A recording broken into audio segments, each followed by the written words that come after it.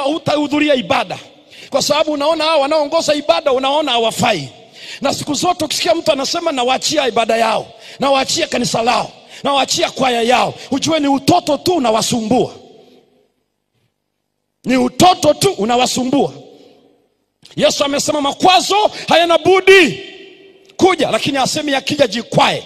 Hatuna hiyo haya. Hatuna. Ndio maana nyumbani kwako hujatoroka. Kwani hayako makwazo? Nasema hakuna makwazo nyumbani. Mbona hujatoka? Sijawahi kuona mgonjwa anatoka hospitalini eti amekwazwa na wagonjwa wenzake.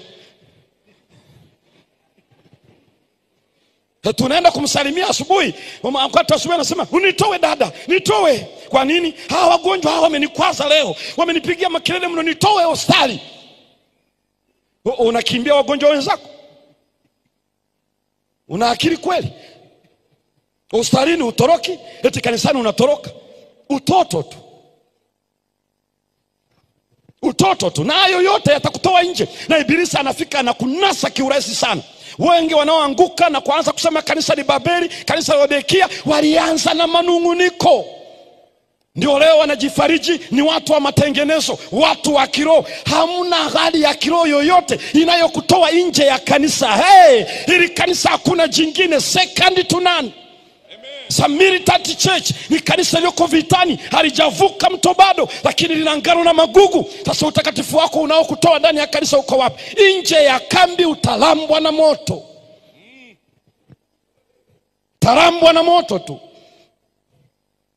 Mtu yeyote anayesoma na matengenezo halafu anasoma aya za N.G. White ambazo zinasema hii ndio kanisa la Mungu wakati wa mwisho, Remnant Church, hii sio Laodikia wala sio Babeli, ni kanisa la waliosalia. Usitishwe na hao kwa kunywa lita 5 kwa siku. Hawa wanasema wanafanya matengenezo. Tengenezo gani wakati ni wakali kuliko pilipili kichaa? Na watu wanasema wana matengenezo. Sio wana matengenezo, ni offshoots. Matengenezo yanafanyika ukiwa ndani ya kanisa hili.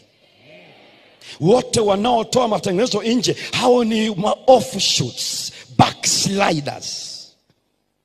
Listen not to them. Usiwasikilize walioanguka. Moto utakula nje ya kambi.